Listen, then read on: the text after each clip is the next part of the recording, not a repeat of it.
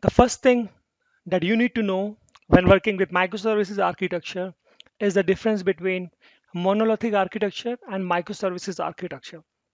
So in order to demonstrate the difference, I will just open the diagram. As you can see, the monolithic architecture is basically a huge big application which is basically divided with the help of user interface layer, business layer, and data access layer.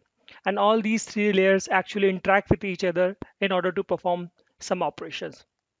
Whereas in microservices architecture, we can see that all these business and data access logic layers have been divided into small services. And those small services have their individual responsibility based on the domain. Those services may or may not have their own database or data store to communicate or to store the data with. The other difference that I want to talk about monolithic architecture and microservices architecture is monolithic architecture application are deployed basically as a single unit, whereas in microservices architecture, where we have different services like service 1, service 2, service 3, they can be deployed individually and parallelly as well. In the monolithic architecture, we used to have a huge coupling between these three layers. This, but in the microservices architecture, all the layers has been decoupled because all the individual logic or the domain logic are being actually segregated to the different services. The really big drawback of monolithic architecture or monolithic application is basically the size of the application. So if we have an application which does a lot of functionality, a lot of feature, you can actually imagine the size of the application. So when we build the application, it might takes around 2 minutes to actually build it. Then we start the application, and when we release the application, even the application runtime is slow when the application loads for the first time. But in the microservices architecture, each and every service is a small deployment of code which has its own boundary, I can say. The set of logic that it has to perform, set of rules that it has to actually perform. So it is quite fast to run.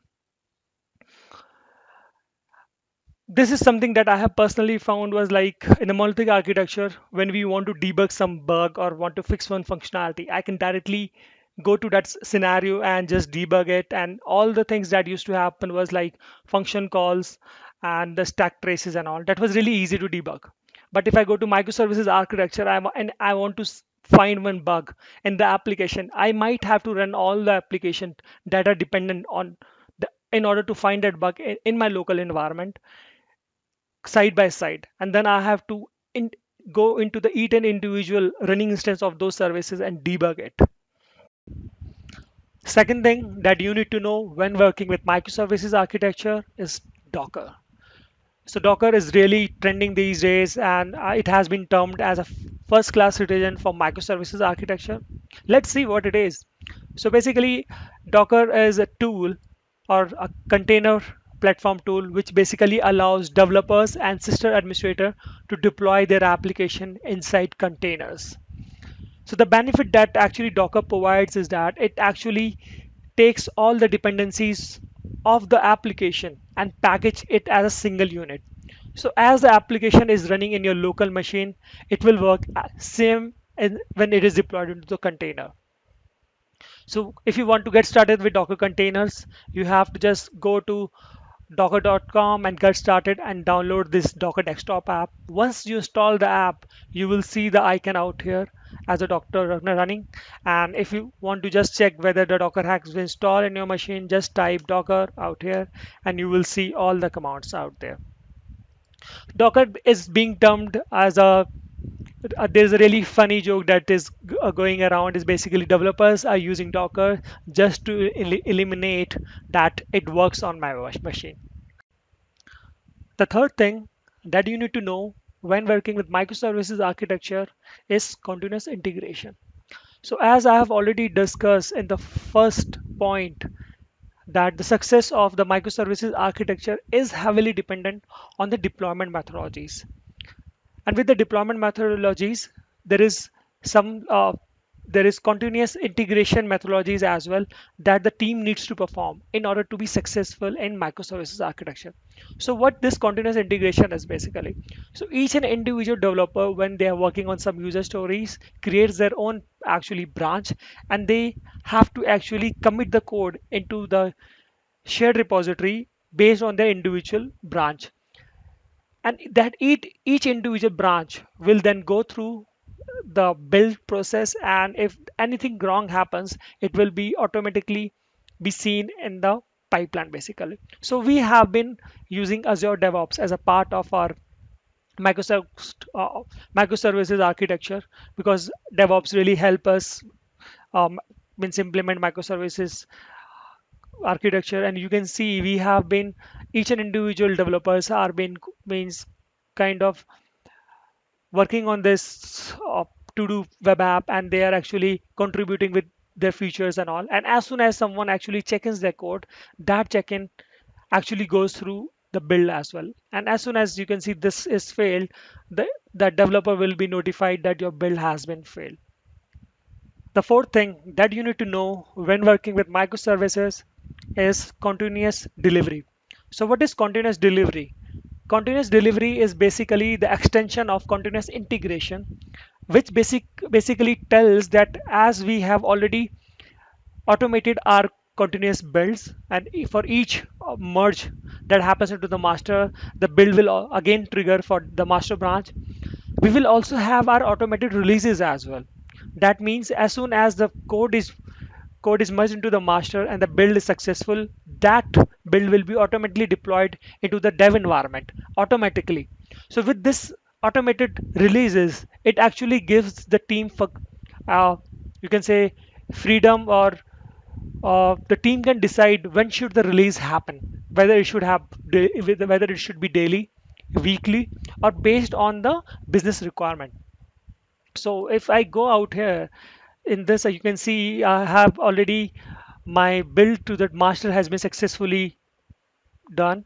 I can directly go to my releases out here, and over here I have created the automated releases. So you can see I have my stages, which is basically environments, dev, production, QA, and based on my uh, whenever I want to deploy to any of the environment, I can directly click on the pipeline and directly click on that button for the production, and automatically that release will be triggered. The fifth thing that you need to know when working with microservices architecture is continuous deployment. So as we have progressed through continuous integration, then continuous delivery, now we have continuous deployment. So what is continuous deployment? So every build that passes through the automated test is basically ready to be deployed on the production environment. Continuous deployment is basically a goal for the team. It is not something that all teams are directly doing it, because as we have automated tests, but sometimes we are not pretty sure that these automated tests are like 100% correct. There might be some issues that has to be tested by the testers, QA team, to make sure that everything is working fine. And once they give us the go ahead, then only we actually do the deployment. But continuous deployment is basically something that if the team is really sure enough that our automated test case is 100% covering all the scenarios and everything is working fine, so without the user intervention, we can directly deploy the change to the customers in the production environment. So it is basically write code and directly push it to the to the CI/CD pipeline and directly deliver it to the end customers. The sixth thing that you need to know when working with microservices is telemetry. So what is telemetry? So telemetry is basically known as logging. So as everyone would be aware of logging, because we have been doing all kinds of logging in our application, like we trace all the logs like information log, debug logs, exception log, critical logs. So it has been part of us. But why it makes so much difference in microservices architecture? As we know that our microservices architecture is basically distributed architecture, where we have all our small services being deployed independently. So it is really critical and crucial to have a really good telemetry. Let me just open one diagram with you. So as you can see that we have now clients with us that are basically my mobile app, React application or Angular application, and we out here have our all our microservices application. And these microservices are application are interacting with each different services basically. So how we can track these basic these these services calls, if anything goes wrong, how we are gonna track this? I have primarily faced a lot of problem while I do a debugging of, if I want to trace my request, like how it is happening. So I think telemetry is the most important and critical part of the microservices architecture, and everyone should be aware of. So we have been using application insight as a performing telemetry for our microservices architecture. So what application insight does is that it tracks of each individual calls and dependencies for the application for the each and individual request that happens from the client to our services and to back. Let me just show you one more diagram. Like if I have already registered all my dependencies and microservices to use the application inside, I can do all kind of tracing. You can see my page views, exception being logged. I can also go to the live metric stream and see how my application is performing live. So you just have to create application inside and directly use that telemetry key into your application and you are good to go. The seventh thing that you need to know when working with microservices architecture is API management. So what is API management? As you know that we have already broken down our monolithic fat system into tiny domain-based services, and the client application, which is our single page application or our mobile application, has to interact with these services. These APIs or services that we have developed doesn't have the same domain. In order for client to call all the API, it has to have same domain. Otherwise, it will be really difficult for the client to maintain all these domain. So there is what actually API management comes into the picture. So API management can be like a manager which will directly control or pass all the requests coming from the client to the individual APIs basically. So API management is not just towards actually calling the API. It's actually help us with versioning of the API, monitoring the API, managing the rules for the API. For example, I want to manage the rule like authentication policies, maybe input output policies, or I want to actually restrict the client to only call the APIs, for example, 100 calls per day. But for the production, I want it to be unlimited calls. It really exposes our API to the end customers as well in a really good manner. You can see this small architecture diagram of API management actually interacting with all the services, and internally all our APIs are directly calling other services, and application insight is actually used for the telemetry purpose. Eighth thing that you need to know when working with microservices architecture is availability and resiliency. So what does resiliency mean? The resiliency mean is like how much quicker your application can recover from the failures. So now we have so many uh, services running on the microservice as a microservice. So there might be some scenarios where our application might be down.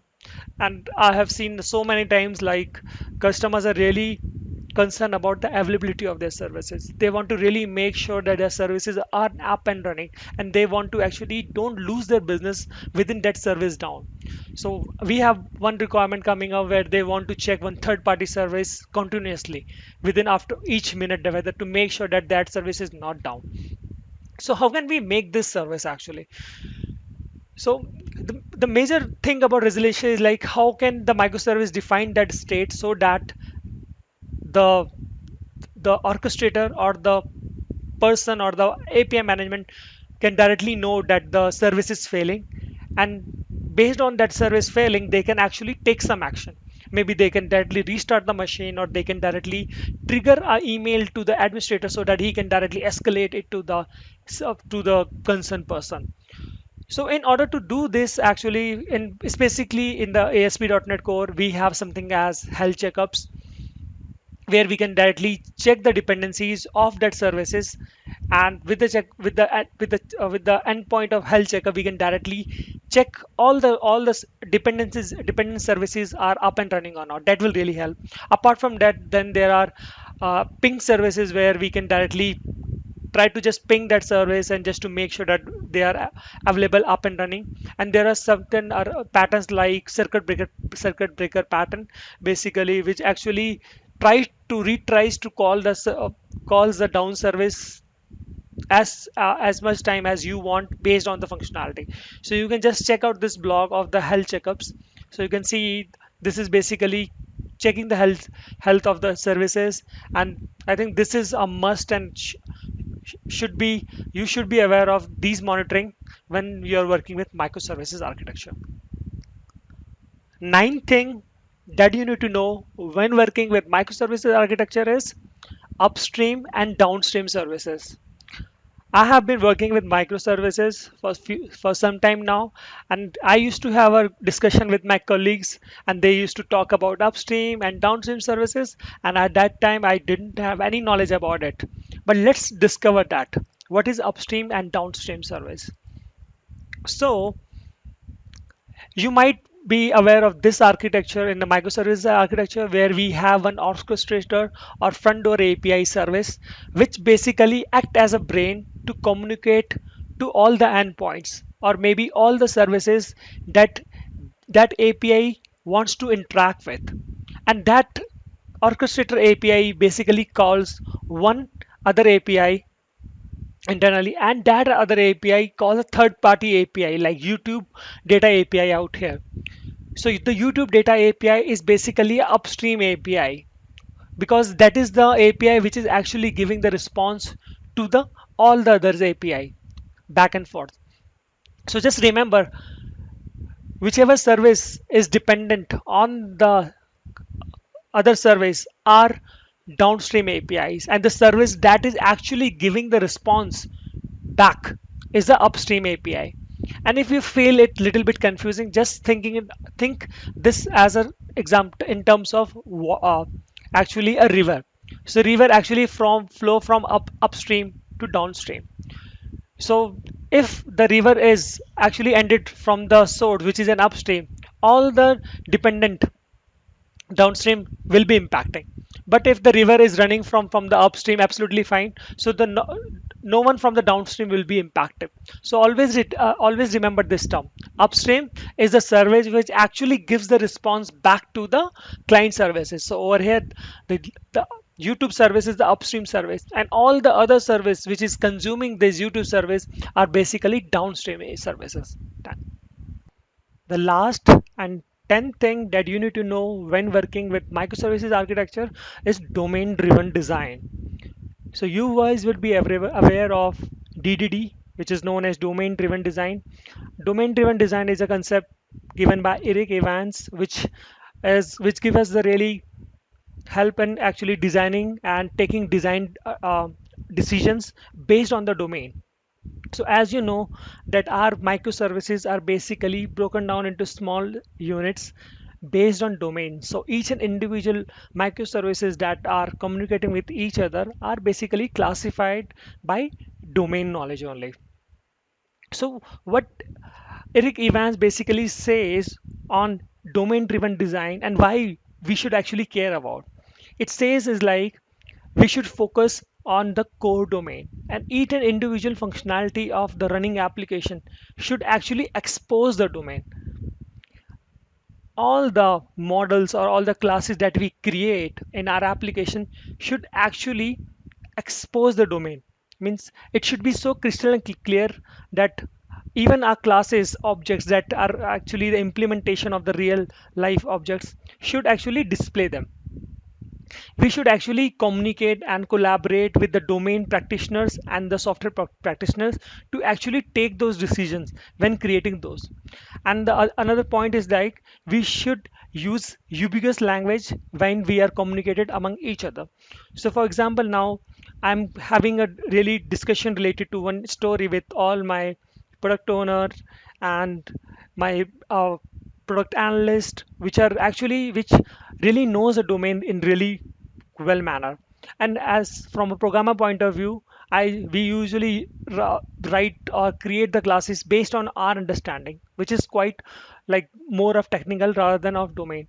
So domain driven design actually enforces or actually tells us to practice having a ubiquitous language which is basically focused more on domain, and it's really help and easily makes the communication really better between different teams, maybe customer, maybe your stakeholders, maybe your product analyst, product owner, or each individual developer. Everyone's actually talks in terms of domain rather than in terms of technical things. So for example, now we had a really good way of actually communicating things. So I was working on one functionality which was basically evaluation of a property, and we were actually creating the implementation of that. So like, and then we some of one actually wrote it like evaluation. So what actually evaluation means, so when we will be having that discussion with the team, we will be usually saying that this is a evaluation method, but for the business owners, for the product analyst, it is basically property evaluation. So our domain, our APIs, our classes should actually expose the domain. They should not hide the domain. So this will really help us in the communication and actually creating a really good design domain-based system. And I think we should actually practice and learn more about domain-driven design.